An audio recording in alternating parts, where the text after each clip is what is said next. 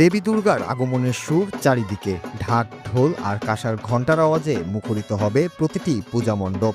আর এই ঢাক ঢোল জোগাড় করতে কিশোরগঞ্জের কটিয়াদীতে প্রতি বছর জমে ওঠে ৫০০ বছরের পুরনো ঢাকের হাট। শব্দটি ঢাকের হাট হলেও এখানে কেনাবেচা হয় না কোনো ঢাক ঢোল। এখানে মিলবে ঢাকবাদক, যাদের বলা হয় ঢাকি।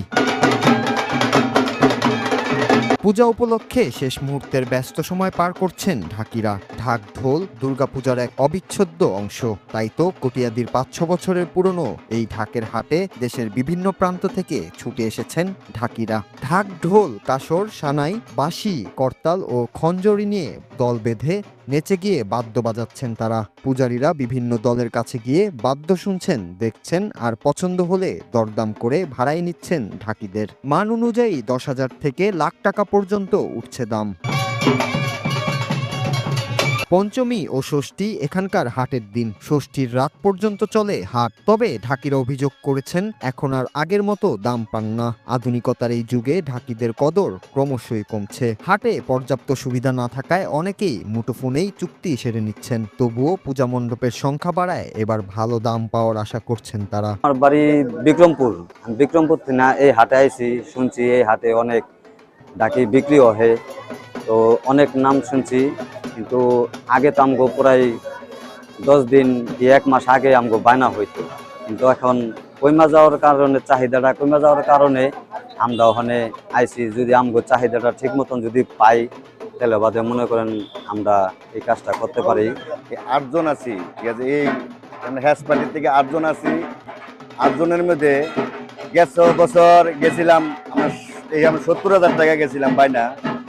এবার মনে হয় ঠিক আছে, আল্লাহ দিলে উন্নত মানের হয়, এবার একটু চাহিদা বেশি। এবার মনে হয় 80-90-এর মধ্যে মনে যেতে পারবো ইনশাল্লাহ। আমরা বিক্রমপুর থেকে আসছি, দাম এবার সব বেশি, পুরো বেশি, বুঝলেন। তাই আমরা করতে থাকবি আট মিলে আমরা প্রতি বছর 8 হয়। আমাদের এই যে মায়ের পূজা প্রতি বছরে 15 বছর, এবছর লইয়া এই কটিয়াদী বাজার আসি। আসার পরে এখানে ঢাকের বাজার, ঢোলের বাজার, আমরা এখানে আনন্দ পাই, কোনো শিলসুঙ্গ নাই। এখানে মনে করেন যে এখন ঢাক কম, পূজা বেশি, এর জন্য মনে করেন যে আমাকে খরচ 1000-500 টাকা যায়। এই জন্য আমাকে বন্ধ আছে না, আমরাও যাই পারতেছি না।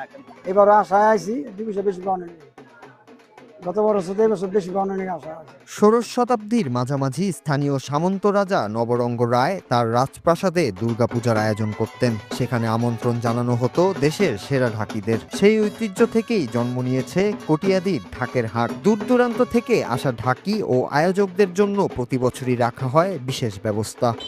রাজা নবরঙ্গ রায় আমাদের কটিয়াদী থানার 4 একটা গ্রামে উনি দুর্গাপূজার আয়োজন করেন, এবং সেই থেকে মানে ভালো ডাকি বাদক কে এটা জানার জন্য এক ডাকি প্রতিযোগিতা আয়োজন করে।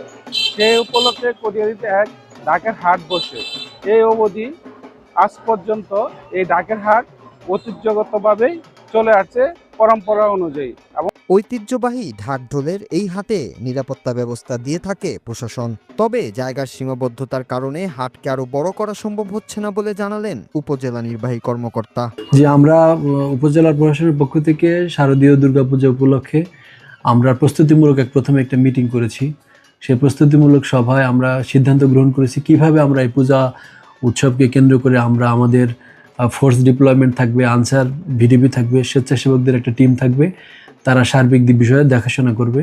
এখানে আর একটা বিষয় আমরা গ্রহণ করেছি, একটা ভিজিলেন্স টিম গঠন করেছি। আমরা উপজেলা প্রশাসনের পক্ষ থেকে একটা ভিজিলেন্স টিম গঠন করেছি।